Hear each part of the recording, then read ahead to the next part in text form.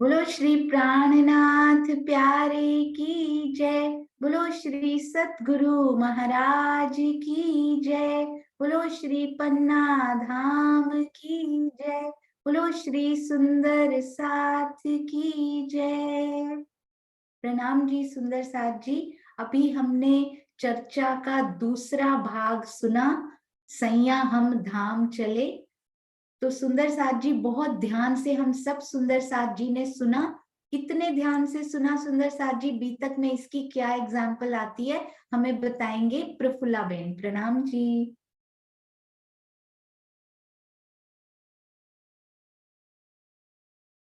हाँ जी प्रफुल्ला बेन प्रणाम जी। प्रणाम जी। मुरलीधर भाई की तरह हमने सुना। जो पन्ना जी में श्री जी चर्चा करते थे ने, तो वो एक चित्त करके श्री जी की आंखों में आंखें डाल कर सुनते थे। बिल्कुल अति सुंदर। मुरलीधर भाई के नक्शे कदम पर, कदमों पर कदम रख हम भी चलने का प्रयास जरूर करेंगे सुंदर साथ जी। उन जैसे तो नहीं बन पाएंगे पर हम प्रयासरत रहेंगे। आपके चरणों में कोटि कोटि प्रणाम। अति सुंदर। सुंदर साथ जी बताएंगे 1745 में कौन सी सदी शुरू होती है? स्वामी जी ने बोला था 1745 में कौन सी सदी शुरू होती है? एक बार फिर से हैंड रेज कीजिएगा। हाँ जी कुसुम आंटी प्रणाम जी। प्रणाम जी। 11वीं सदी। 11वीं सदी शुरू होती है उससे? समाप्त हो जाती है। 11वीं सदी पूर्ण हो जाती है हाँ 1745। जी बिल्कुल सही। 11वीं सदी समाप्त हो जाती है यानी कि 12वीं सदी से शुरू हो जाती है। अति सुंदर कुसुम आंटी प्रणाम जी। प्रणाम। अब सुंदर साथ जी बताएंगे 1745 में जो 12वीं सदी शुरू होती है तो उसके कितने साल तक चितवन का प्रभाव रहता है, यानी कि ब्रह्म सृष्टि की रहनी या चितवन के कितने साल उन्होंने बताए जिसका प्रभाव रहा? हाँ जी कमलेश भाई प्रणाम जी। कल सुंदर साथ जी क्विज का बहुत आनंद लिया। हम सब की तरफ से आपको कोटि कोटि प्रणाम। अति सुंदर सेवा। हाँ जी 1775 तक। Very good. 30 साल 1745 से 1775 तक चितवन का प्रभाव बना रहा। 30 साल तक। अति सुंदर कमलेश भाई प्रणाम जी। हाँ जी अब सुंदर साथ जी ऐसे दिल में आया 4-5 प्रश्न पूछेंगे ताकि हम सुंदर साथ बहुत प्यार से सुने। अब सुंदर साथ जी बताएंगे कि 1775 से लेकर कितने साल तक उसके बाद ज्ञान का, ईश्वरी सृष्टि यानी कि ज्ञान का प्रभाव रहा? हाँ जी। हाँ जी सुनीता दीदी प्रणाम जी। हाँ जी प्रणाम जी। 70 साल तक। बिल्कुल सही। अति सुंदर। 70 साल। 30 साल पहले हो गए थे, 70 साल और हो गए। 1745 से हमने शुरू किया था, 1845 पे हम पहुंच गए। पूरे 100 साल। 30 साल चितवन, 70 साल ज्ञान दृष्टि यानी 1845 पे हम पहुंच गए। अति सुंदर सुनीता दीदी प्रणाम जी। प्रणाम जी। हाँ जी तो 1845 में सुंदर साथ जी अब बताएंगे कि कौन सी सदी शुरू हो गई। 11वीं सदी का अंत हुआ था 1745 में, तो 1845 में अंत नहीं पूछ रही, शुरू कौन सी हो गई? ध्यान से बताइएगा। हाँ जी। हाँ जी सुषमा शर्मा जी प्रणाम जी। जी 13वीं सदी हो गई थी। प्रणाम जी सुंदर जी। अति सुंदर सुषमा जी। देखिए गोपियों की भांति घर का काम करते करते सारी चर्चा दिल में बसाती जा रही है। अति सुंदर। प्रणाम जी सुषमा दीदी नाथ जी प्रणाम। की मेहर और आपकी प्रेरणा है दीदी। धनी जी की मेहर उनका शुक्राना। प्रणाम जी। यानी कि 12वीं सदी खत्म हुई तो अगर समाप्त पूछेंगे तो 12वीं बोलेंगे, प्रारंभ पूछेंगे तो 13वीं बोलेंगे। तो 13 में कायम किए, पीछे 13 में कायम किए। ऐसा क्यों बोला जाता है? पहले मुझे पता है क्या लगता था सुंदर साथ जी, 13 में सारे कायम हो चुके हैं, हम तो बस बैठे देख रहे हैं, रूहें तो लगता है वापस जा चुकी हैं सारी। जब मैं छोटी थी ना, पीछे 13 में कायम किए। पर अब श्रीमुखवाणी पढ़कर ये समझ में आता है कि ये सारा रिकॉर्ड राज्य के दिल में तो अंकित हो चुका है, उन्होंने सब कुछ कर लिया, हम अब देख रहे हैं उसको। अति सुंदर धनी ने कैसे उसको खींच के रखा हुआ है खेल को, बहुत सुंदर। हाँ जी तो सुंदर साथ जी बताएंगे ये वैसे सुंदर साथ जी को पता है मोस्ट प्रोबेबली। इसके बाद सुंदर साथ जी कर्म कांड की प्रधानता के बाद, सॉरी मैंने बोल दिया, हाँ जी, ईश्वरी सृष्टि का कब तक रहा, 1845 तक। उसके बाद कर्म कांड की प्रधानता रही। कितने साल तक स्वामी जी ने बोला कर्म कांड की प्रधानता रही? हाँ जी, सुंदर साथ जी बताएंगे। मैं एक बार हैंड्स नीचे करूंगी। बहुत सुंदर नोट किया है सुंदर साथ ने। हाँ जी, रानी दीदी प्रणाम जी। नाम जी 13वीं सदी से देवी। हाँ जी, बिल्कुल सही, शुरू 13वीं सदी से हुआ। अति सुंदर, प्रणाम जी। प्रणाम जी। प्रणाम जी। कितने समय तक प्रोमिनेंटली बताया उन्होंने कि इसकी प्रधानता रही? हाँ जी, सबीना जी प्रणाम जी। अब भी कंफ्यूज हो गई। 30 हाँ जी, 30 साल चितवन, 70 साल ज्ञान, और उसके बाद की जो टाइम, उसके बाद आपके हाथों में हाथ डाल लिया प्रफुल्ला बेन ने। हाँ जी, प्रफुल्ला हाँ बेन। Please, thank you. जब तक चितौनी का और हमारी बानी का जो लुप्त हो गए, फिर बाद में वो कर्मकांड विधानता पुराण लेकर आए। तो उसमें पुराण में आपकी भी आवाज ना, आपकी आवाज क्लियर नहीं आ रही प्रफुल्ला बेन। सुषमा त्यागी जी से एक बार पूछते हैं। प्रणाम जी। आप पहले जिस प्रणाम रूम जी। में थे ना, वहां आ रही थी। हाँ जी, आप प्रणाम जी। अपने मंदिर में पधारिए।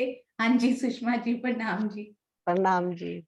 अब तक प्रणाम। कर्म कांड ही चल रहे हैं दी। बिल्कुल, तो वो कर्म कांड जो है वो कंटिन्यू ही होता जा रहा है, वो खत्म हो ही नहीं रहा जब से शुरू हुआ है। तो अब उस लीक को तोड़ना है। कर्म कांड को तोड़कर, कैसे, डायरेक्ट तो नहीं जा सकते ना, कर्म कांड को तोड़कर उसके बाद ज्ञान, फिर ज्ञान से चितवन सीढ़ी हमने ऐसे चढ़नी है वापस से। अति सुंदर।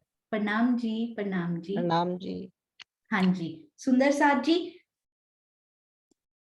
हाँ जी, मैं लोअर हैंड कर रही हूँ। 2 प्रश्न और उसके बाद सुंदर साथ दोहराएंगे, क्योंकि पहले दोहरा देते फिर तो सारे प्रश्न आ जाने थे, इसलिए पहले सरप्राइज टेस्ट फिर दोहराई। हाँ जी, तो सुंदर साथ जी, एक ना बड़ी सुंदर बात स्वामी जी ने चर्चा में कही थी कि उन्होंने, डैश ने स्वयं को पर्दे में कर लिया, क्योंकि अगर इतने साल तक कोई वही देखने आता रहता वहां तक कि इतने साल के कोई महापुरुष हैं, आज भी उनका तन है, उन्हीं के दर्शन करते विदेशों से आते रहते, फिर वहां पर ऐसा खाना भी नहीं खाया जाता, फिर वहां पर मांस मदिरा भी होती, क्योंकि विदेशी जहां आएंगे वो तो ये सब करेंगे। तो ये कौन सा प्रसंग स्वामी जी ने बताया? अति सुंदर। हाँ जी, हाँ जी, मुकेश भैया प्रणाम जी। प्रणाम जी। उन्होंने 1 साल तक की लीला चली, मतलब सुंदर सास से जो है बातचीत भी करते थे गुम्मट जी में, और 1 साल के बाद फिर अपने को मतलब ये कह दिया कि अब ये दरवाजा बंद कर दीजिए, क्योंकि लीला को एक, छुपा लिया, पर्दे में कर लिया। हाँ जी, हाँ, क्योंकि एक बुजुर्ग बुढ़िया थी, वो जो है अपनी बिटिया की शादी के लिए कुछ मन्नत लेने पहुंच गई थी पीछे पीछे, और उसके बाद उन्होंने कहा कि अब ये संसार वाले तो संसार की ही वस्तु मांगने आएंगे फिर। हाँ जी, अति सुंदर। तो ये प्रसंग था। और ना, इसमें बड़ी सुंदर बात स्वामी जी ने बोली कि आज भी वहीं से शक्ति सारे ब्रह्म मुनियों को मिल रही है, जो जागने की राह में आगे बढ़ रहे हैं, वहीं से ही शक्ति प्राणनाथ जी उनको प्रदान कर रहे हैं। बड़ा सुंदर ये बताया सुंदर साथ जी। प्रणाम जी, बहुत सुंदर। आप बहुत प्यार से, बहुत ध्यान से सुन रहे हैं। एक प्रश्न और मैं पूछूंगी, ध्यान से सुनिएगा, क्योंकि ये त्रिधा लीला से रिलेटेड है और मैंने पीछे करके दोबारा चलाया था इसको। उन्होंने बोला कि श्री कृष्ण जी, प्रफुल्ला बेन को पहले से उत्तर पता है, मैं देख सकती हूँ आपको। हाँ जी, श्री कृष्ण जी जब रास बिहारी जी जब वो हैं, मतलब दूसरी वाली लीला जो हम कर रहे थे, वो जा चुके हैं मथुरा में, अब वो डैश लीला में खोए रहते हैं। कौन सी लीला में वो खोए रहते हैं? उन्होंने बोला, तब उन्होंने उद्धव जी को भेजा गोपियों के पास संदेश लेके। कौन सी लीला थी? अखंड, कोई अखंड रास लीला जहां खंड हो चुकी है, कौन सी लीला में वो खोए रहते थे सुंदर साथ जी? ये बहुत ही सुंदर लगा मुझे। हाँ जी, राजबाला आंटी, प्रणाम जी। प्रणाम जी। ऐसा है, ये त्रिधा भेद लीला जो है, आपने सुंदर साथ जी, प्रणाम जी सबके चरणों में, ये आपने क्लियर कट सबको बता दिया। ये प्रतिबिंब की लीला थी। वेद ऋचाएं जो थी, जो वेद ऋचाएं 12,000 थी, वो 24,000 कुमारिकाएं थी। वो हर समय जो है अपने श्री कृष्ण के लिए इतना विरह करती थी, उसी में खोई रहती थी। और जबकि राधा के अंदर रास बिहारी की शक्ति आ गई थी। 11 दिन की लीला जिस स्वरूप ने की थी, वो शक्ति राधा जी के अंदर आ गई थी। वो प्रेम में इतनी थी, तो उन्होंने 100 वर्ष तक जो है वही शिक्षा हमें लेनी चाहिए। आज भी 100 वर्ष तक विरह में तड़प तड़प कर उन्होंने अपने प्राण छोड़ दिए थे। और वो कभी भी मथुरा में मिलने के लिए नहीं गई, क्योंकि वो स्वरूप इनके अंदर था। तभी तो उद्धव को जब भेजा था, तो उन्होंने कहा था कि आप तो उद्धव हमें यहाँ ज्ञान की शिक्षा देने आए हैं, हमारे तो रोम रोम में श्याम है, हमें फिर मुंह पे मारे फिर वचन। ऐसा कह के राधा जी ने उनको कहा कि हमारे अंदर तो मेरे धनी, मेरे जो श्याम है, वो रोम रोम में बसे हुए, आपकी शिक्षा का हमारे पे कोई प्रभाव नहीं पड़ेगा। हाँ जी, राजबाला आंटी बहुत सुंदर आपने पूरा विवरण दिया। पर एक प्रश्न मेरा ये था कि जो कृष्ण जी थे वो कौन सी लीला में खोए रहते थे? सखियां जो गोपियां थी वो तो उनकी कृष्ण जी की, रास बिहारी जी की याद में खोई रहती थी, पर कृष्ण जी कौन सी लीला में खोए रहते जो थे? विष्णु रूप श्री कृष्ण थे, जिसको रुक्मणी के लिए बताया था, वो ब्रज की लीला जो थी, उन्होंने कहा था। बस यही इसका उत्तर था राजबाला आंटी। अति सुंदर, बहुत प्यारा। प्रणाम जी, प्रणाम जी। प्रणाम। हाँ जी, क्योंकि सुंदर साथ जी आपने नोटिस किया, जो रास बिहारी जी थे उन्होंने खेला क्या था? या तो वो अखंड रास में थे, है ना? उन्होंने कहा थे रास बिहारी जी, रास बिहारी जी का तन उन्होंने एक्चुअल रास खेली थी, है ना? उसके बाद वो अखंड हो गए थे अखंड रास में। Is that right? ये सही है सुंदर साथ जी, है ना? उस तन को रास बिहारी कहा जाता है ना, है ना? उसके बाद उन्होंने खेला क्या क्या आज तक? एक महारास में जो तन धारण किया, है ना, उसको बोला जाता है अखंड हुए। वो रास बिहारी का तन, उनकी शक्ति आई और उन्होंने ये प्रतिबिंब की रास ही खेली है। उन्होंने और कुछ किया? ब्रज की लीला में 7 दिन तक जो रहे हैं ना, प्रतिबिंब की रास खेलने के बाद 7 दिन वो ब्रज की लीला में रहे हैं। तो काल माया में उन्होंने कौन कौन सी लीला की है?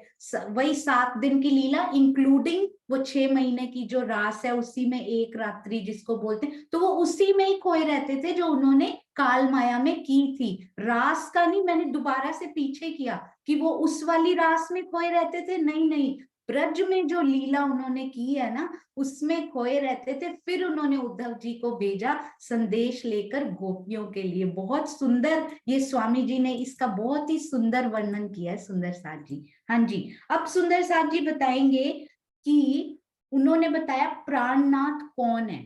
अब आप मुझे बताइएगा प्राणनाथ जी कौन है? क्या वो आवेश स्वरूप से जिन जिन के अंदर लीला हुई वो प्राणनाथ जी हैं, या फिर जो मूल स्वरूप बैठे हैं वो प्राणनाथ जी हैं? आखिर वो हैं कौन?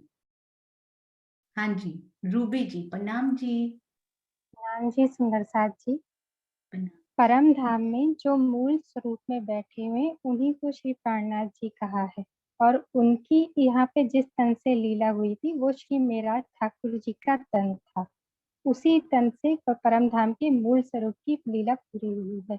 और आज भी जो हो रहा है वो श्री प्राणनाथ जी की लीला वहीं पन्ना जी से चल रही है। हाँ जी, अति सुंदर। इसमें मैं एक और ऐड करना चाहूंगी, अति सुंदर रूबी जी। मूल स्वरूप जो परम धाम में बैठे हैं वो तो हमारे प्राणनाथ हैं ही, पर आवेश स्वरूप जो वो धारण करके आए हैं ना, वो भी हमारे प्राणनाथ हैं। वो जिस जिस तन में लीला करते हैं, हम उनको तनों को नहीं, उनकी शक्ति जो अंदर बैठी है ना, चाहे वो कृष्ण जी के 2 स्वरूपों, लिखा हुआ है कौन कौन से स्वरूप, कृष्ण जी का ब्रज का स्वरूप, कृष्ण जी का रास का स्वरूप जिन्होंने खेला उनमें भी आवेश की शक्ति। उसके बाद कौन सी शक्ति सुंदर साथ जी? देवचंद्र जी में आवेश की शक्ति। उसके बाद मेहराज ठाकुर जी में आवेश की शक्ति।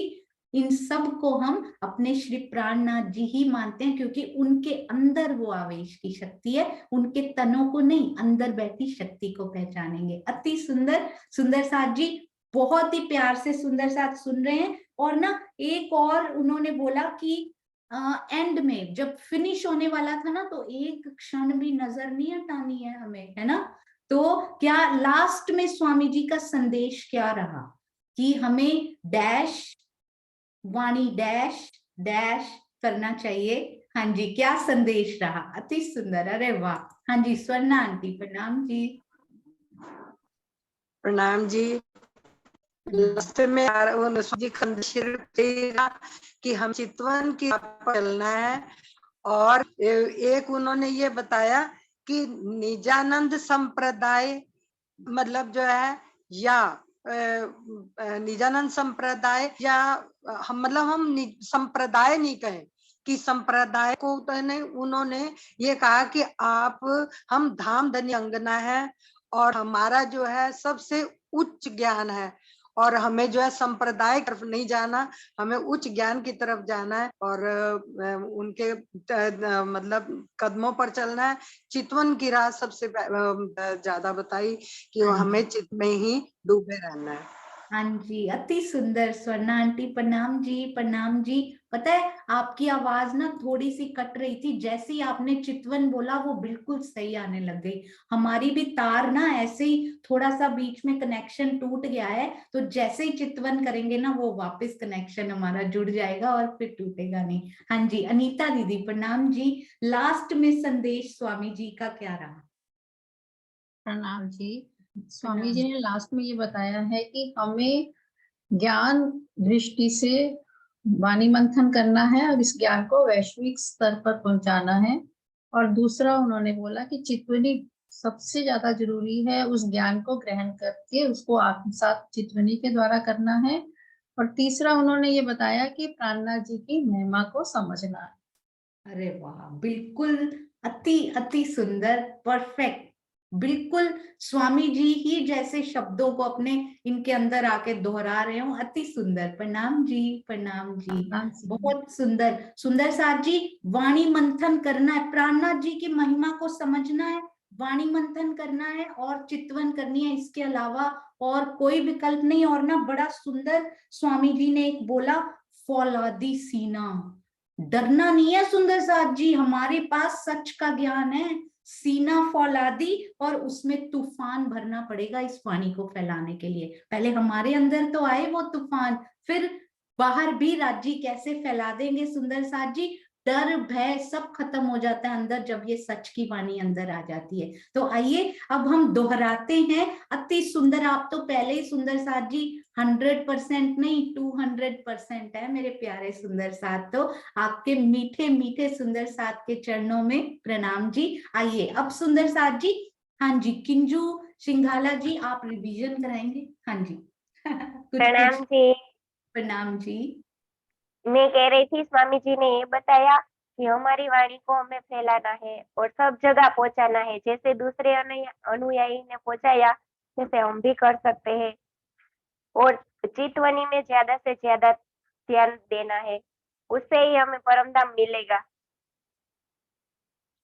स्वामी जी ने लास्ट में यही बताया, जो हमारे श्री जी साहेब छोड़ के गए हैं उसको हमें थोड़ा ध्यान में लेना है, चित में लेना है।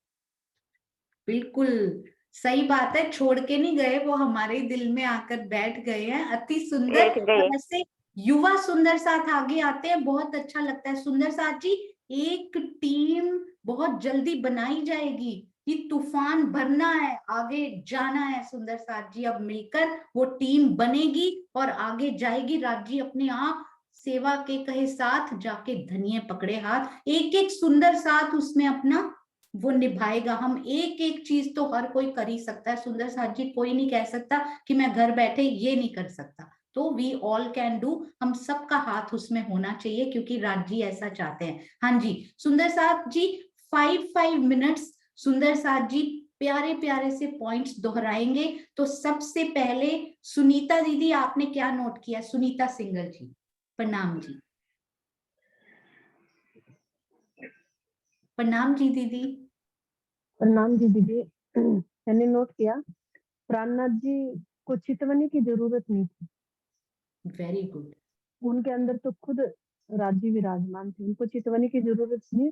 वो तो हम सुंदर साथ को शिक्षा देने के लिए कि चितवनी अनिवार्य है, चितवनी बहुत अनिवार्य हम लोग को बताने के लिए। और एक चितवनी ही आत्म जागृति का मूल आधार है।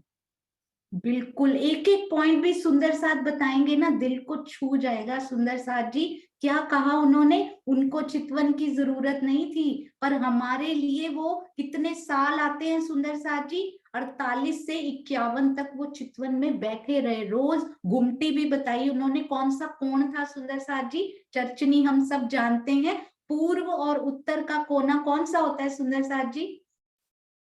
हाँ जी, कौन से कोने में उनकी गुमटी है? अनीता दीदी, प्रणाम जी। आपने बताया पूर्व और उत्तर के कोने में। हाँ जी, वो कौन सा कोना होता है? हम क्या बोलते हैं? अग्नि। वो कौन सा कोण होता है सुंदर साथ जी? पूर्व और उत्तर के बीच में जो कोण पड़ता है, अनवी बोलते हैं ना। तो अग्नि, नैऋत्य, वायव्य, ईशान कोण वो होता है ईशान कोण। हाँ, ईशान कोण। तो जिसमें उनकी गुमटी अति सुंदर। प्राणनाथ जी की अगली बार हम सब छत्रसाल जी की और उनके दर्शन भी जरूर करके आएंगे। और स्वामी जी ने ये भी एक पॉइंट बताया कि आपको रात को सोने से पहले चितवनी जरूरी करनी है, क्योंकि जो आप रात को सोने से पहले करोगे वो सारी रात आपके हृदय में चलेगा, और सुबह उठ के फिर आपका चित वहीं रहेगा, और सुबह उठते फिर से करनी है, ताकि आपका रात दिन चितवनी में ही बीते। बिल्कुल, अति सुंदर। तो रात को भी कुछ देर जरूर बैठिए। उन्होंने कहा मूवीज, टीवी, बातें करके सोएंगे वही दिल में आएगा, तो क्यों ना धनी को दिल में बसा के सोए। सुंदर साथ जी, अति सुंदर, प्रणाम जी। प्रणाम इसमें जी। ना अनीता दीदी आपने बहुत सुंदर बोला, क्योंकि स्वामी जी ने इसमें स्पेशल कहा था कि वो रात्रि की नींद कैसी होगी? दिव्य ब्राह्मी रात्रि बोल दिया उन्होंने इसको। ऐसी रात्रि होगी कि अति गहरी नींद भी नहीं आएगी कि आलस से आ जाए, पर निद्रा पूरी भी हो जाएगी। तो दिव्य निद्रा होती है ना जो ब्राह्मी रात्रि, वो हमारी रोज बनानी है हमें। अति सुंदर, प्रणाम जी अनीता दीदी, प्रणाम। हाँ जी, प्रवीण भाई, प्रणाम जी। प्रणाम जी। प्रणाम।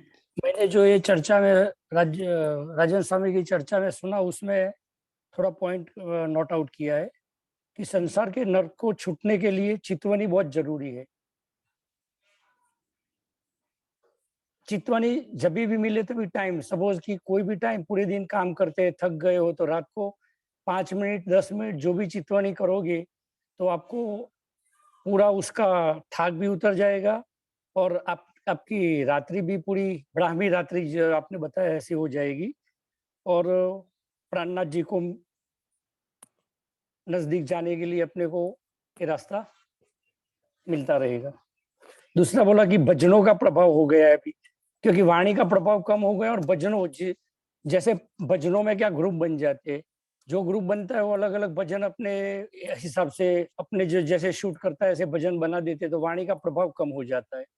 इसीलिए वाणी का प्रचार करने के लिए फौलादी दिल चाहिए। जैसे ईसाई मसीह आए और वो लोग यहाँ पूरा आसाम में और नॉर्थ ईस्ट में स्टेट में जो अपने लोग नहीं जाके पहुंच सके, वहां से आके उतना धर्म का प्रचार किया जाए, ताकि अपना धर्म तो इतना बड़ा है कि सबसे ऊपर है, जो परम धाम दिखाने वाला, जो किसी धर्म ने आज तक दिखाया नहीं।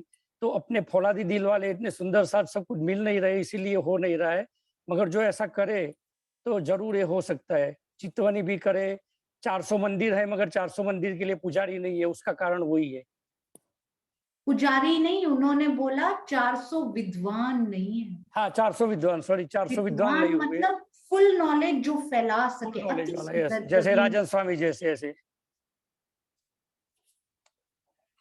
हाँ जी, अति सुंदर प्रवीण भाई, बहुत ही सुंदर सुंदर पॉइंट्स आपने नोट किए। अब हम चलते हैं मुकेश भाई की तरफ। अरे वाह सुंदर साथ जी, ऐसे ही दो दो चीजें बताएंगे ना तो वो दिल में बस जाएंगी। अरे वाह। हाँ जी मुकेश भैया, प्रणाम। प्रणाम जी। मैंने जो पॉइंट नोट किए हैं वो एक तो ये था कि भजनों की अधिकता होगी तो भजनों में हालांकि मिठास है लेकिन वो डायबिटीज का कारण बन जाएगा जिसका इलाज भी नहीं हो पाएगा। दूसरे वाणी मंथन और चितवन, ये दो चीज बहुत जरूरी है। और तीसरे मैं मुरलीधर जी के नाम को भूल जाता था ऐसे, तो ये जो है बिल्कुल ध्यान से सुनते थे चर्चा।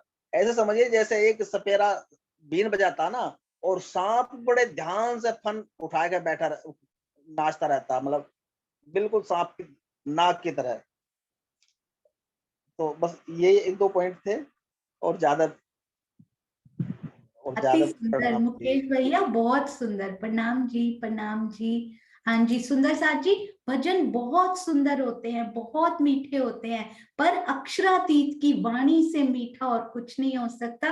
और कई बार ये दिल के भाव होते हैं। एक मैं पीछे सुन रही थी, स्वामी जी ने अपनी चर्चा में बोला था, हालांकि मैं भी बोलती हूँ कई बार भजन, तो उसमें उन्होंने बोला, एक भजन में था कि मैंने अपनी परात्म से अर्श में ये देखा। तो स्वामी जी ने उसमें बताया था कि पर आत्म से तो वहां कुछ देखा ही नहीं जा सकता, क्योंकि पर आत्म तो फरामोशी में है, वो तो कुछ देख ही नहीं सकती उठ के इस समय।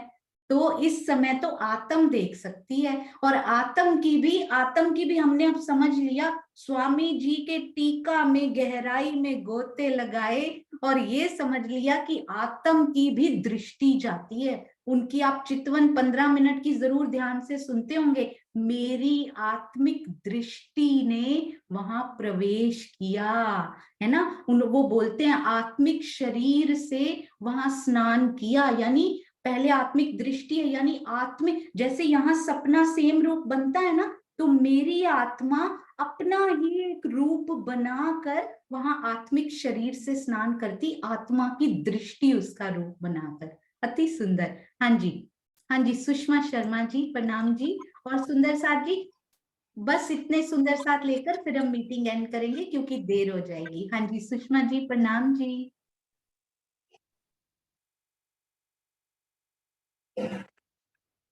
हाँ जी कोई बात नहीं, वो शायद थोड़ा बिजी है। कुसुम आंटी, प्रणाम जी। हमें सांप्रदायिकता के झगड़े में नहीं पड़ना चाहिए। 1735 में श्री जी को तो संप्रदाय का नाम इसलिए लेना पड़ा क्योंकि सभी संप्रदाय वालों ने पूछा था कि आपका संप्रदाय कौन सा है, तो उन्होंने कहा था धनी देवचंद जी ने जो चलाया निजामुद्दीन संप्रदाय। लेकिन हमें इस झगड़े में नहीं पड़ना, हमें सबको एक करके चलना है और उसको मतलब एक समाज में एक अच्छा उदाहरण प्रस्तुत करना है कि हम संप्रदाय में नहीं है, सारे धर्म एक है और हमें सबको एक करके चलना है। हाँ जी अति सुंदर कुसुम आंटी, बहुत सुंदर। इन सब में हमें अपना समय नष्ट नहीं करना, जहां ऊर्जा लगानी है ना उधर ऊर्जा लगानी है हमें। अति सुंदर। प्रणाम जी। प्रचार करना। प्रणाम जी। बिल्कुल, प्रणाम जी, प्रणाम जी। मुझे ऐसा लगता था सुंदर साथ जी कि यहाँ हुक्म आया है एक्चुअली में, तो ना स्वामी जी का एक पढ़ा, क्योंकि हुक्म का भी हम लोग आगे करेंगे एक दिन, कम से कम 1 या 2 दिन। तो क्या सिर्फ हुक्म आया है यहाँ पे सुंदर साथ जी, या कुछ और भी आया हुआ है? सब सोचेंगे इस बारे में। हाँ जी Chand Kamal aunty, I was waiting for you. प्रणाम जी। प्रणाम जी। सुंदर साथ जी ने इतना सुंदर पूरा उसको समाप्त करके बता दिया, स्वामी जी ने जो भी बोला है। मुझे भी बहुत अच्छी चर्चा लगी ये।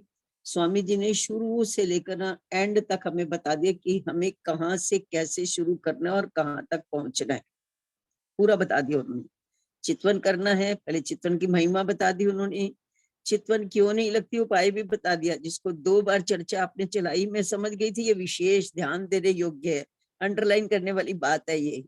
हमें गोपियों की चाल चलनी है, इसीलिए त्रिधा लीला हो रही है। ये गोपियों की चाल भी बता दी उन्होंने, ये वो भी प्रतिबिंब की गोपियों की बता दी, हमें उनसे ही सीख लें कम से कम। तो वो चाल भी उन्होंने बता दी कि कैसे पूरा दिन हमें अपने दिल में, जैसे वो शाम शाम शाम शाम उनके अंदर रहता था, हमारे दिल में भी पूरा दिन राजी राजी राजी राजी रहना चाहिए। बहुत सुंदर, बहुत ही सुंदर। फिर लास्ट में उन्होंने ये भी बता दिया कि ये विश्व धर्म है, ये कोई वो नहीं है, संप्रदाय नहीं है, ये प्रणामी धर्म नहीं है, निजानंद संप्रदाय नहीं है। वो तो उनको कहना पड़ा मजबूरी से, क्योंकि वहां पर स्थिति ऐसी बन गई थी, संप्रदाय के बीच में आ गए थे, उनको बताना पड़ा। वैसे ये विश्व धर्म है, और अगर हम इस विश्व धर्म को विश्व तक नहीं पहुंचाते तो दोषी हम बहुत बड़े हैं। ये तो वही स्थिति है, हमने खुद तो गुड़ खा लिया, किसी को दिया ही नहीं, तो बताएंगे कैसे कि गुड़ कितना मीठा है। हमें दूसरों को वो मिठाई खिलानी है ताकि उसको पता चले कि मिठाई कितनी मीठी है। और आज पूरे विश्व को इसकी बहुत जरूरत है। आज सारे देखो आप, मतलब वर्ल्ड वार होने की बिल्कुल स्थिति में है। पूरा वर्ल्ड आपस में, हिंदू मुस्लिम सब, मतलब सब लोग लड़ रहे हैं आपस में। अगर हम विश्व धर्म ये बता देंगे कि सब लोग हम एक हैं, हम एक परम धाम से आए हैं, हम कौन है, तो ये सारे झगड़े ही खत्म हो जाएंगे। तो हम बहुत बड़े, समझ लीजिए कि अपराधी हो जाएंगे अगर हमने इसको अपने तक ही सीमित रखा। तो हमें सबको फैलाना है, सबको बताना है। हम बता दें, वो लेता है या नहीं लेता छोड़ो उसको। हम पहले बोल देते अरे कोई सुनता ही नहीं, मत सुने, आप तो बोलो, वो सुनेगा। अगर उसका अंकुर होगा तो सुन लेगा, नहीं होगा तो मत सुने। हमें तो अपना कर्तव्य पूरा करना है ना। हम तो सबको बताएं कि कौन सा धर्म है। हम हिंदू नहीं है, हम मुस्लिम नहीं है, हम सिख नहीं, हम ईसाई, और हम सब कुछ हैं। हम हिंदू भी हैं, हम मुस्लिम भी हैं, हम सिख भी हैं, ईसाई भी हैं, क्योंकि सारे धर्मों में यही तो कहा गया है। अगर उस सार को ले लोगे तो हम वही हैं भाई। हम एक मानव हैं, विश्व धर्म है हमारा, और मानवता के नाते, इंसानियत के नाते भी हमारा कर्तव्य है कि हम सबको ये धर्म दें, हम बांटे सबको। ये मुझे स्वामी जी की चर्चा में, वो हमेशा उनकी यही रहती है। आज से काफी टाइम पहले जब वो यहाँ जयपुर में आए थे, प्रणामी मंदिर, मतलब अपने प्राणनाथ जी मंदिर में, तब भी उनकी यही पीड़ा थी। उनकी हर एक उनकी जो भी चर्चा होती है उसमें लास्ट में वो यही संदेश देते हैं, सबको बताओ, ये अपने तक सीमित मत रखो। हम क्या है, खुद अपने अपने इकट्ठे हो जाते हैं, आनंद ले लेते हैं, मैं भी हूँ उसमें भागी, अपन सब यही कर रहे हैं। हमें इसको बाहर तक लाना है सबको। कम से कम एक जना, एक बार आपने याद है, आपने कहा था तूफान आ जाएगा, अगर एक जना दो को बताए, दो जना फिर दो को बताए, दो जना दो को बताए, तो पूरा तूफान, सुनामी आ जाएगी, सचमुच सुनामी आ जाएगी। लेकिन हम अपनी ड्यूटी तो पूरी करें। हम परम धाम के हैं, हमें चितवनी करनी है, हमें उसको देखना है, लेकिन हमें दूसरों को मार्ग भी बताना है। मुझे ये लगा स्वामी जी की चर्चा भी, आनंद आया, बहुत आनंद आया। ये हाँ जी, अति सुंदर। वैश्विक स्तर पर इसको फैलाना है सुंदर साथ जी। और एक मैं बात कहूँ आपसे, बहुत अच्छा चांद कमल आंटी आपने हमें बताया, अति सुंदर। सुंदर साथ जी, हमारी जो रहनी होती है ना, वो आईना होता है, आईना। हमें कई बार ऐसा होता है कि हम बताएं भी तो शायद उनको फर्क ना पड़े, वो सुने ना। पर यदि आपने अपनी, यहाँ पर कई बार स्वयं पूछते हैं कि आप किसको मानते हो, तो क्या हमने अपना व्यक्तित्व ऐसा बनाया है कि कोई पूछे कि भाई ऐसे कैसे बने हो आप? आपका व्यक्तित्व आपका आईना बनना चाहिए। रहनी में आकर दिखाइए कि मैं पारब्रह्म की अंगना हूं, और पारब्रह्म की अंगना ऐसी होती है। क्योंकि यदि हमारी रहनी ऐसी नहीं होगी ना, तो हम बताएंगे भी तो वो बोलेंगे अच्छा इस ज्ञान को मान के तुम ऐसी हो, तो मैंने लेके क्या करना है इस ज्ञान को। तो इसलिए रहनी में साथे साथे बोलते हैं ना गुजराती में, उसमें उतरते जाना है सुंदर साथ जी। एक एक प्रेम की बूंद हमें बदल देती है। कल ना हम रात को डॉक्टर प्रवीण जी की चर्चा सुन रहे थे, और उन्होंने पता है क्या कहा? उन्होंने एक बात कही उसमें कि राजी ने उनसे पटुका भी राजी ने जाते हुए वापस ले लिया था। हमारे यहाँ तब ना 2:30-3 बजे हुए थे, मैं खोल के उस समय बोल नहीं पा रही थी, ओपन नहीं कर पा रही थी क्योंकि सब सो रहे थे। तो मुझे वो सुन के इतना अच्छा लगा कि सुंदर साथ पूछ रहे हैं कि वो क्यों ऐसा हुआ होगा। सुंदर साथ जी, मेरे मन में आ रहा था मैं तब बोलूं कि उन्होंने उनकी बॉडी से, उनके तन से वो पटुका जरूर उतार लिया था, पर उनको पता था कि इसके जीव को उस पटुके की बहुत जरूरत है। आगे इसके जीव ने इतनी कसनी करनी है, इतनी कसनी करनी है जाके, कि उन्होंने वो जो अपनी कमर का पटका था ना, वो श्यामा जी जो जीव धारण किया था, उनकी आत्मा पर वो पटका जरूर उन्होंने बांध दिया होगा उस समय, आवेश स्वरूप। और एक और मुझे ऐसा लगा कि यदि वो वस्त्र दे देते ना अपना, तो श्यामा जी उसी वस्त्र का पूजन करने लग जाती। पर उन्हें धीरे धीरे शनै शनै उन स्टेजेस पर उन्होंने पहुंचाना था, उन्होंने बांके बिहारी के वस्त्रों का भी करना था अभी। तो पहले आवेश स्वरूप का वस्त्र उनको नहीं मिलना था, क्योंकि उन्होंने सन्यासियों के पास भी जाना था, उन्होंने हर एक के पास अभी जाना था। वो सीढ़ियां राजी ने प्री डिसाइडेड उनके लिए करके रखी हुई थी। बहुत सुंदर डॉक्टर प्रवीण जी ने रात को चर्चा की थी। हाँ जी सुंदर साथ जी। सुषमा त्यागी जी, प्रणाम जी। प्रणाम जी। प्रणाम जी। मुझे दीदी एक पॉइंट ये बहुत अच्छा लगा कि परम धाम में जो मूल स्वरूप विराजमान है वो तो प्राणनाथ जी है ही, लेकिन आवेश स्वरूप में जिन परमहंस के अंदर उन्होंने लीला की उन तनों को नीच मानना चाहिए, लेकिन उनके अंदर बैठे स्वरूप को वो प्राणनाथ जी है। आजकल तनों पर ज्यादा जोर दिया जा रहा है। हाँ जी बिल्कुल सही सुषमा दीदी। और ना स्वामी जी ने एक चर्चा में कहा, मुझे ऐसा लगता था हर तन में आवेश लीला करता है, हर परमहंस के तन में। तो उन्होंने बड़ा सुंदर ये लिखा है, ये जो शोभा मिली है ना, ये महामती श्री प्राणनाथ जी को मिली है, ये हमारी श्यामा महारानी को मिली है। ये शोभा आज जो भी परमहंस लीला करते हैं उनमें जोश कार्य करता है, और आवेश उतना जितना जितना वो विरहा करता जाता है ना, उतना प्रत्यक्ष वो होता जरूर जाता है, पर पूर्ण आवेश की लीला का जो शोभा मिली है ना, वो महामती श्री प्राणनाथ जी को उन्होंने दी है। ये बड़ा सुंदर उनकी एक चर्चा में बताया गया। प्रणाम जी। प्रणाम जी। प्रणाम जी। प्रणाम। तो ऐसे ही जो बातें थोड़ी रह जाती है ना दिल में, वो प्रश्नों के माध्यम से धनी जी अपने आप सुंदर साथ के दिल से ले आते हैं। ज्योति दीदी, प्रणाम जी। ज्योति जी। प्रणाम जी सुंदर साथ जी। सुंदर साथ जी ने तो बता दिए। हमें ये भी देखना है कि हमें मतलब मूल स्वरूप कहाँ से जो हमारे दिल को शांति मिल रही है, ठंडक मिल रही है, हमारा आत्म गवाही दे रहा है, हमें वो पकड़ना है। अभी सब जैसे अभी बताए स्वामी जी की, सब सुंदर साथ जी जब प्राणनाथ जी के तन से लीला हो रही थी तो समझे कि हमारे धनी जी हैं। जब वो ध्यानावस्था में अंतर ध्यान हो गए तो सोचे कि हमारे धनी जी चले गए। तो आज भी हमें यही मतलब हमें यही विश्वास, यही एक निष्ठ भावना हमें रखनी है कि धनी जी हमारे वही है, और हमें विश्वास भी है वहीं से हमें जो बल मिल रहा है, जो दे रहे हैं हमें वहीं से मिल रहा है। आज भी हमारे धनी जी गुम्मट जी में ही विराजमान है, तो जो बल दे रहे हैं वहीं से मिल रहा है। और जो हमारे जो जैसे बता रहे थे कि जो तन है कृष्ण जी का तन, सभी जो हमारे धनी जी का आवेश आया है, जो उन तनों को पकड़ना है, और जहाँ भी वो शक्ति है उनके जो क्या बोल रहे हैं हमें वो पकड़ के चलना है, उस पे चलना है। और ये नहीं मंदिर मस्जिद मतलब मंदिर जा रहे हैं, ये जा रहे हैं वहां ऐसा हो रहा है, वो हमें नहीं लेना है। हमारी आत्म को क्या अच्छा लग रहा है वही पकड़ना है, वही लेके चलना है। और ऐसे तो बहुत तन बदले हैं, अभी भी तनों से लीला हो रही है। अभी जैसे स्वामी जी के तन से इतनी सुंदर लीला हो रही है, कितनी हमें मतलब वो ठंडक मिलती है, कितनी खुशी मिलती है। तो प्रणाम जी सुंदर साथ जी। अभी सभी सुंदर साथ जी ने बहुत अच्छे से बता दिया। अभी दिल में बहुत बातें आ रही थी, अभी भूल गई, तनी ने हमारे ऊपर अभी दूसरे रांची कहलवाएंगे। प्रणाम जी।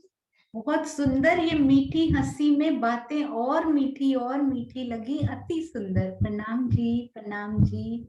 हमारे शेरपुर वाले बड़े महाराज जी प्रेम का स्वरूप, उन्होंने प्रेम से ही लुटा दिया सब सुंदर साथ के अंदर, प्रेम ही प्रेम भर दिया सुंदर साथ जी। उसके बाद सरकार श्री ने इतना ज्ञान बिठा बिठा के, बोलते हैं ना बच्चा बीमार है तो देना ही पड़ेगा गुट्टी, ये पकड़ पकड़ के उन्होंने पिलाया। हमारे जैसे मेरे जैसी सुंदर साथ तब भी इतना ले नहीं पाई सुंदर साथ जी, हम लोग अपनी सेवा की उसमें ही मस्त रहते थे।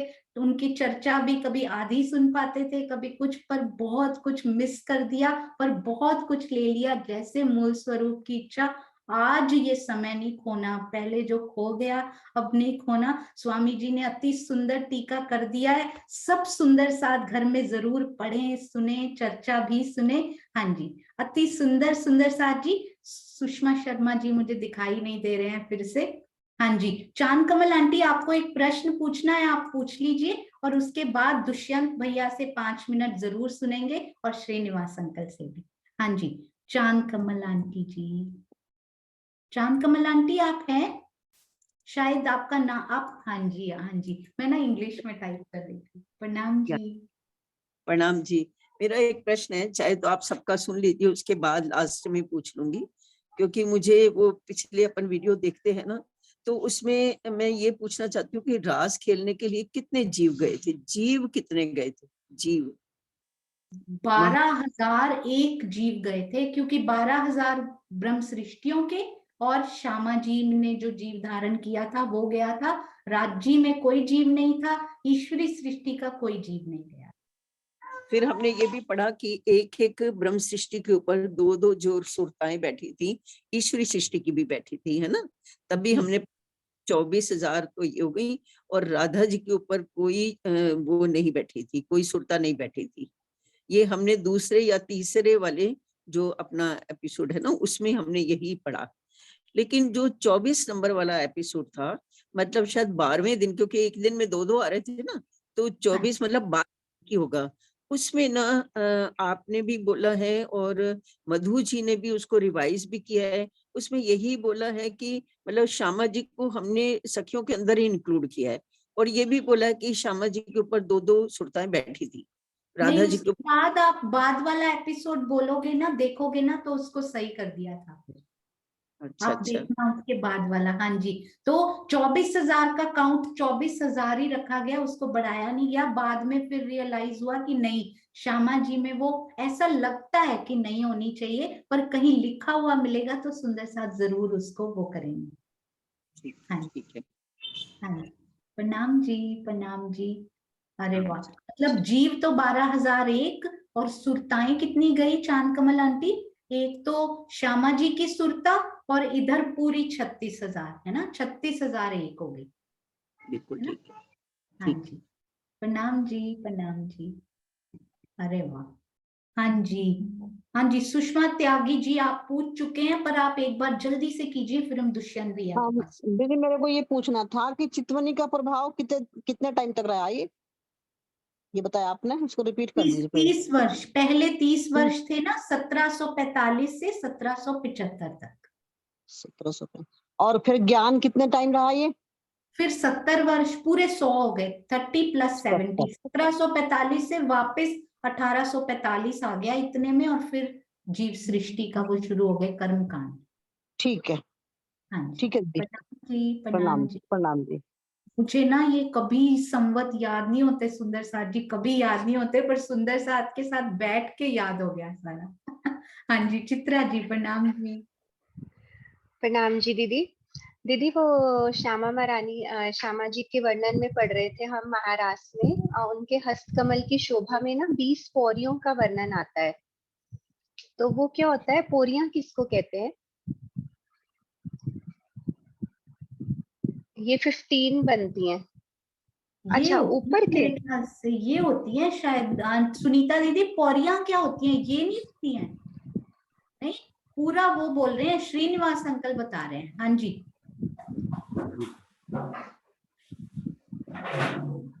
हाँ जी, टिप्स को कहते हैं, फिंगर टिप्स को। ये जो ये पौरियां कहलाती। सुनीता दीदी भी। हाँ जी, हाँ जी दीदी। हाँ, ये इनको ही बोलते हैं, ये जो होती है ना। तो ये तो 15 हुई ना आंटी, अगर काउंट करो तो ये आप देखो, एक हाथ की ये 15 बनती हैं फिर। मुझे लगता है ये होती है, ये बीच में गुठली नहीं होती, ये बनती है जो गुठली, मतलब दो खाने दिख रहे हैं ना, ये इनके बीच वाला पार्ट होता है ना गुठली। तो 1 2 3 4 5 6 7 8 9 10, इधर भी गिने तो 20 हो जाएंगी दोनों। वैसे ये जो अंगूठे में एक ऐसे मतलब ये जो डिवाइडिंग लाइन नहीं हुई बीच में। हाँ जी, ठीक है। हाँ जी, है ना? तो ऐसा लगता है, पर इसको कंफर्म करेंगे। ठीक है, यही होना चाहिए। अगर 20 काउंट हो रही है तो यही होना चाहिए।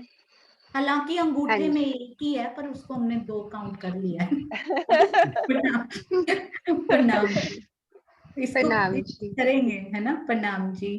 मुझे लगता है राजबाला जी लिख रहे हैं कि 20 उंगलियों के ऊपर वाला, तो ये तो फिंगर टिप्स को कहते होंगे कि पोरियां। फिर तो 10 होंगी ना, 1 2 3 4 5 और अच्छा 10, हाँ, फिर तो 10 होंगी ना ऊपर वाला भाग तो, है ना। प्रणाम जी, इसको करेंगे। प्रणाम। प्रणाम। हाँ जी, हाँ जी, श्रीनिवास अंकल जी प्रणाम जी। और फिर बड़ा अच्छा ये प्रश्न पूछा है चित्रा जी ने। हाँ जी श्रीनिवास अंकल प्रणाम जी। और दुष्यंत भैया के पास चलेंगे, इसके पास। प्रेम प्रेम प्रणाम। प्रणाम जी। आवाज आ रही है? हाँ जी, हाँ जी, आप ना अगर स्पीकर को डिस्कनेक्ट कर सकते हो ना तो आप कर लो, क्योंकि थोड़ी सी आवाज है। थोड़ा सा स्पीकर को डिस्कनेक्ट कर सकते हैं तो कर लीजिए। कर दिया मैंने, उसको डिस्कनेक्ट कर दी, डिवाइस को हाँ हटा जी, दिया। आज क्रिस्प क्लियर आ रही है बिल्कुल। पहले तो मैं थोड़ा सा एक वो बताना चाह रहा था कि वो बहन जी ने पूछा था ना समय, ये एक्चुअली हमारी वाणी में भी आया है और कथी पक्ष में भी। विक्रम संवत 1735 से लेकर के 10 साल तक, यानी 45 तक जो है, ये ब्रह्मात्माओं का पीरियड है। इसमें उनकी जागनी और जो चितवनी और जागनी, ये सब उनका है। 10 साल का जो पीरियड है वो ब्रह्मात्माओं के लिए, और 45 से लेकर के 75 तक, यानी 30 साल, विक्रम संवत 1775 तक। 1735 में अगर 10 जोड़ेंगे तो 45 हो गए, अगर 45 में फिर 10, अगर 30 जोड़ेंगे, ये ईश्वर आत्माओं, जिसमें ज्ञान की प्रधानता रही। और जो संवत 1775 से लेकर के फिर 70 साल और जोड़ेंगे, यानी 1835 तक, वो फिर 70 साल जो है उसमें कर्मकांड की प्रधानता रही। ये 3 उसमें डिवाइड किया है। ये एक्चुअली कति पक्ष में है, और हमारे इसमें हालांकि स्वामी जी ने उसको और अच्छी तरीके से क्लियर करा है कि ये जो पीरियड है ब्रह्मात्माओं का, ये 1751 तक चला, क्योंकि जब तक पियाजी रहे हैं, और उन्होंने तो लास्ट के 48 से लेके 51 तक तो बहुत ज्यादा जोर दिया है चितवनी। फिर बाद में जो है वो अंग जो है वो ठंडे होते चले गए, अर्थात चितवनी से जो है फिर ज्ञान की प्रधानता पर आ गए, और फिर धीरे धीरे कर्मकांड की प्रधानता की तरफ बढ़े। ये तो उसका पीरियड था। एक और क्वेश्चन किया था ना, अच्छा ये पोरी वाला, तो पोरी तो इन्हीं को ही कहते हैं। अब ये 20 है या 30 है, ये एक्चुअली 30 बैठे हैं। हम वैसे पोरी इसी को कहते हैं, जो ये एक उंगली में 3 पोरी होती है।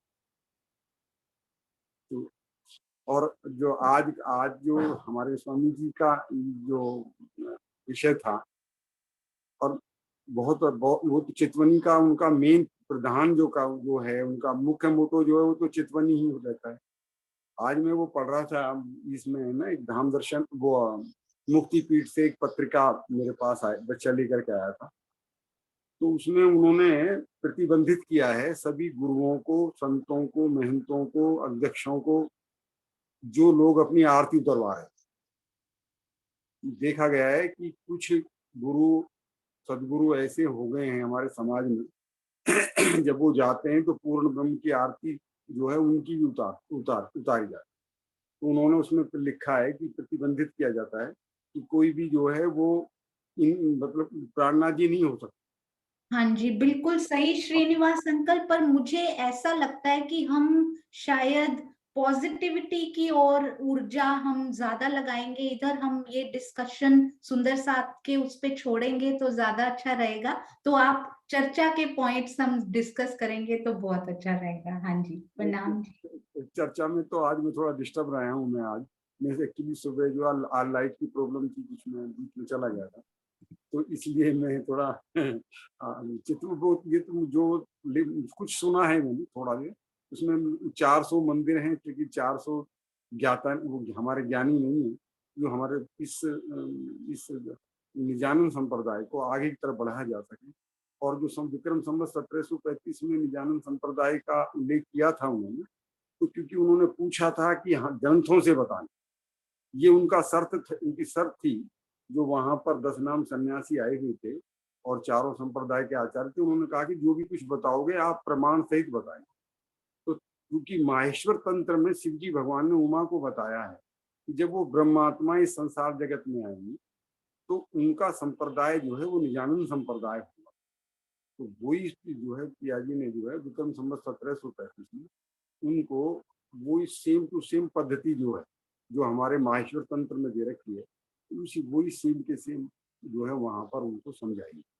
तो उसी के अंदर निजानंद संप्रदाय का उल्लेख किया। अरे वाह श्रीनिवास अंकल, मुझे याद है आपने श्री बीतक साहब में हरिद्वार का प्रसंग इतने सुंदर उससे किया था, इतना सुंदर कि अभी तक वो दिल में बसा हुआ है, और फिर से श्री बीतक साहब आने वाली है। अति सुंदर। प्रणाम जी, प्रणाम जी, प्रणाम जी। सुंदर साथ जी, कभी कभी ऐसा होता है, मैं आपको एक पर्सनल वो बताती हूँ कि कभी कभी ऐसा होता है कि दिल में आता है, मैं शायद ज्ञान दृष्टि में आपसे बहुत छोटी हूँ, कभी कभी दिल में आता है कि यहाँ पर ये सही नहीं हो रहा, ऐसा आता था अब तो आता भी नहीं है, यहाँ पर ये ठीक नहीं हो, पर मुझे ऐसा लगता है कि I am not of that level कि मैं ये कह पाऊं कि ये सही, क्योंकि मेरे सतगुरु उस लेवल पे हैं। ही हैज दैट कैपेसिटी, वो उस ज्ञान के लेवल पे हैं, वो उस प्रेम के लेवल पे हैं, पर मैं उस पे नहीं हूं कि मैं कुछ कह पाऊं इस बारे में। तो इसलिए धनी की वाणी पढ़ के ना कोशिश की कि we have to focus on positivity, इतनी ऊर्जा उधर लगा दो, और पता है क्या, कहने की बजाय ना जौहरी बना दो। आप स्वयं देखो कि हीरा कहाँ है और हीरा कौन सा असली है, जौहरी बना दो, क्योंकि बताने से कि ये असली ये नकली समझ में नहीं आता। तो जब जौहरी बन गए, स्वयं सुंदर साथ अपने आप ही परख लेंगे। और वैसे भी ना मूल स्वरूप ने जो क्षण जिस सुंदर साथ का जैसे लिखा है, बिल्कुल वैसे वैसे चलता जाएगा। Who are we to interfere कि राज जी ऐसे क्यों हो रहा है, ऐसे क्यों हो रहा है भाई, ये क्यों वो कर रहा है, ये क्यों वो कर, नो, मैं कोई नहीं हूं कहने वाली। मेरा जो फोकस है मेरी जागनी यात्रा पे होना चाहिए कि मेरी उन्नति कितनी चल रही है। हाँ जी, हाँ जी। अब हम चलते हैं दुष्यंत भैया की तरफ। प्रणाम जी। प्रणाम जी दीदी, प्रणाम जी सुंदर साथ जी। सुंदर साथ जी, पूज्य स्वामी जी की जो चर्चा है उस पर कोई भी टिप्पणी करना मुझे लगता है इस तरह से जैसे सूर्य को दीपक दिखाने के समान है, लेकिन उनके जो गूढ़ वचन है उनको आत्मसात तो करना ही है। राज जी जितनी जिस जीव को जितनी जितनी शक्ति देंगे वो समय अनुसार उतना हम अपनी पात्रता के अनुसार ग्रहण करेंगे। आज की चर्चा जो मैंने सुनी है उसमें सारा बल एक तरह से झकझोर रहे हैं सुंदर साथ को कि हमने अपने अपने को किस तरह से ले रहे हैं कि ये कोई संप्रदाय है, श्री निजानंद संप्रदाय है, श्री कृष्ण प्रणामी धर्म है, तो हम किसी सीमा में इसको बांध रहे हैं, जबकि ये तो इतना इतना दिव्य ज्ञान है, परम धाम का वो निधि है कि जो संपूर्ण विश्व के कल्याण के लिए आई है। तो राजी ने देखा कि उनकी अंगनाएं इस काल माया में आई हैं और इस ये माया कितनी प्रबल है। तो आज के प्रसंग से वो रात वाले जो डॉक्टर प्रवीण जी के प्रसंग से है वो कुछ याद आया मुझे कि जब धनी देवचंद्र जी जा रहे थे बारात के पीछे पीछे रेगिस्तान में, तो उनके पास ना तो उस समय ज्ञान था परमात्मा अक्षरातीत का, ना ही चितवन थी, लेकिन राजी ने अपनी अंगना को उस समय भी नहीं छोड़ा। नजर से ना काढ़ी मुझे अव्वल से आज दिन, तो उस समय से लेके आज तक इस काल माया के इस प्रबल माया में भी अपनी अंगनाओं को वो छोड़ नहीं रहे हैं। इसलिए उन्होंने हमें क्या दौलत आके दी है अब कि मोह जहर ऐसा जान के पीऊ लाए तारतम।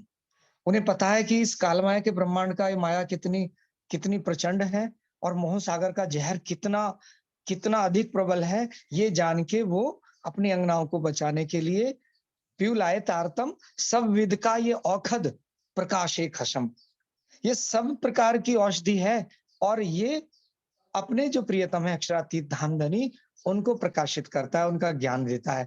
तो उन्होंने जोर दिया कि तारतम वाणी को हमें आत्मसात करना है। और तारतम वाणी, मुझे नहीं लगता कि दुनिया में कोई भी झगड़ा ऐसा होगा, दुनिया में कोई भी ऐसा प्रश्न होगा जो इस वाणी के द्वारा जिसका उत्तर ना मिले या समाधान ना हो। साहब आई इंजमी कारज करने तीन, सबका झगड़ा मेटने या दुनिया या दीन। तो मुझे इस बात का पूर्ण विश्वास है कि संसार के हर प्रश्न का उत्तर श्री मुखवाणी से पाया जा सकता है। तो जोर दिया कि श्री मुखवाणी पे चलो, सुंदर साथ को जगाया, और जब हम श्री मुखवाणी पे चलते हैं, राज्य के वचनों पे चलते हैं, तो फिर हमें रास्ता मिलता है चितवनी का। तो बिना राज्य का दर्द लिए, बिना विरह लिए, बिना प्रेममयी चितवनी के अलावा उसका कोई विकल्प ही नहीं है। तो कौन कौन से कालखंड में चितवन का रहा, ज्ञानी का रहा, कर्मकांड का रहा, ये हम सुंदर साथ जी पढ़ लेंगे, क्योंकि पढ़ना है, बार बार देखना है। लेकिन जो मूल जो लेना है, हमें सारांश लेना है कि अपने को तो राज्य के अंगना का दृढ़ विश्वास लेके चलना ही है। जब तक अहमेव जाज्ञा धाम का वो नहीं होगा, तो हम फिर उस राह पे नहीं चलेंगे, उन रहनी पे नहीं चलेंगे। हम अपने को जीव श्रेष्ठ ही मानेंगे, जीव तो मेरा निकृष्ट है ही है, लेकिन उसमें जो सुरता बैठी है वो राज्य की है, ये तो भाव लेके चलना ही पड़ेगा, नहीं तो उस रास्ते पे नहीं चल पाएंगे। दूसरा, वाणी को आत्मसात करना है, वाणी का मंथन करना है। और वाणी का मंथन करने से जो अभी श्रीनिवास जी ने एक प्रसंग उठाया, मैं क्षमा चाहता हूँ, मैं थोड़ा सा उससे इतर भाव रखता हूँ, श्रीनिवास जी से माफी मांगते हुए मैं ये कह रहा हूँ कि हम जब वाणी पढ़ते हैं तो उसमें आता है एक खेल सब हुक्मे हुआ। एक तरफ तो हम मान रहे हैं कि ये राज्य के हुक्म से बना है, और खेले सब हुक्म के माही। हम ये भी पढ़ रहे हैं कि सब राज्य के हुक्म के अंडर खेल रहे हैं।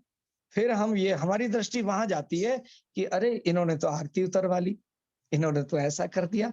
तो जब हम वाणी को आत्मसात करेंगे तो ये प्रश्न अपने आप उठते हैं, फिर ये अपने आप शांत भी हो जाते हैं। तो जब राज्य के हुक्म से खेल बना है, राज्य के हुक्म में सब खेल रहे हैं, तो जो हो रहा है वो होने दो। और जो सोनिया दीदी कहती हैं कि एक दृष्टि अर्जुन की जैसी थी कि लक्ष्य पर रहे, उसी तरह से चलना है। तो सारांश में स्वामी जी हम जीवों को जगा रहे हैं कि वाणी ऐसा अखंड का निधि है,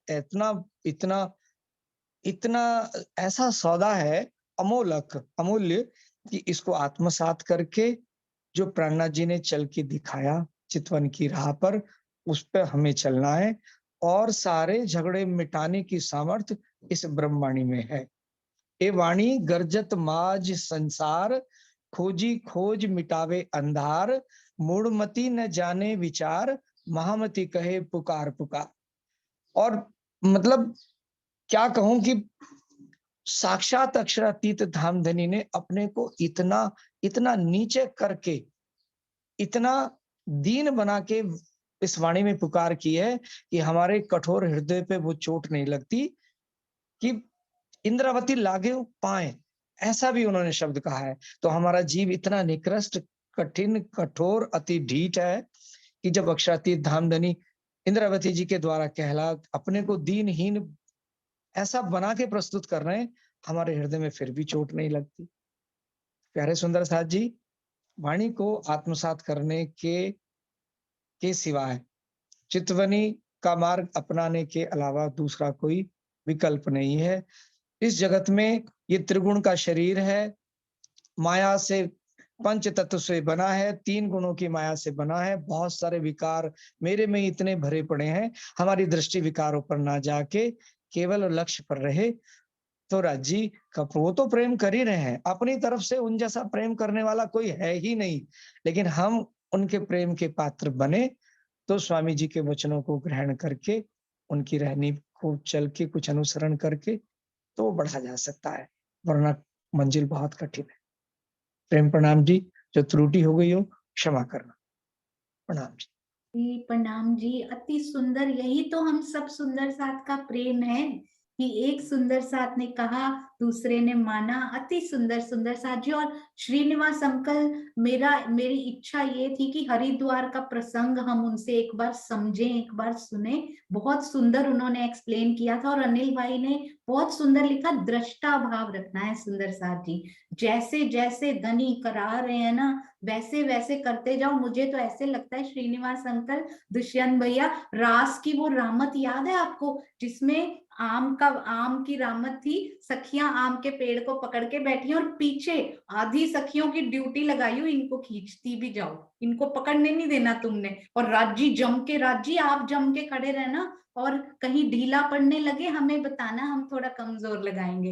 राजी बोलते हैं अच्छा तुम्हारे पास अभी भी जोर है इतना कि तुम कम लगाओगी और मैं हिल जाऊंगा। नहीं, वही सखियों की ड्यूटी राजी ने भी लगाई हुई है कि जैसे ही ये मेरी तरफ केंद्रित होने लगे ना तुम खींचना इनको पीछे से। तो अब हमने कोशिश ये करनी है पीछे ध्यान देने की बजाय आगे जो चरण पकड़े हुए हैं ना उनको हमने छोड़ना नहीं है। तो ये धनी ने रामतों के द्वारा हमें बहुत कुछ सिखापन दे दिया है। और सुंदर साथ जी गोष्ठी में सुंदर साथ जी बहुत सुंदर रूप से इनको प्रस्तुत भी करेंगे। बहुत आनंद आएगा। कल से रेगुलर हम लोग जो सीख रहे थे कृष्ण त्रिधा लीला की तरफ हम चलेंगे, और फिर सैटरडे संडे एक और अनमोल प्रेशियस चर्चा फिर से सुनेंगे सुंदर साथ जी। तो उनसे पीछे नहीं रहिएगा, बहुत कुछ सीखना है हमें। इसके साथ ही सविता बेन, केवल हम लोग के पास 2 मिनट बचे हैं उसमें, क्योंकि आपने हैंड रेज किया हुआ है। प्रणाम जी, हम लोगों को ना कहीं जाना भी है। प्रणाम जी। प्रणाम जी। स्वामी जी बोला कि प्राणनाथ जी कोई संत के गुरु नहीं, आचार्य नहीं, साक्षात अक्षरातीत प्राणनाथ थे।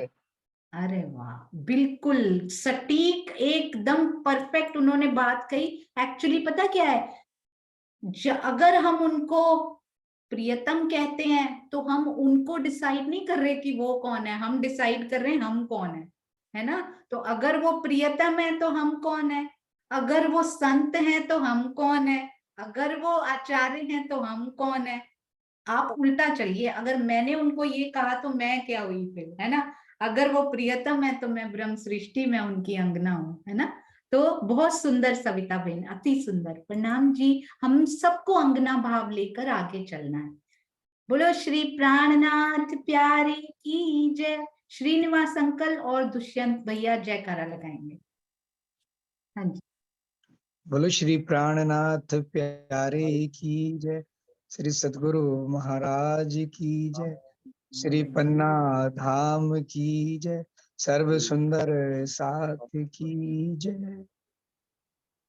प्रणाम जी। प्रणाम जी। प्रणाम जी सुंदर साथ जी।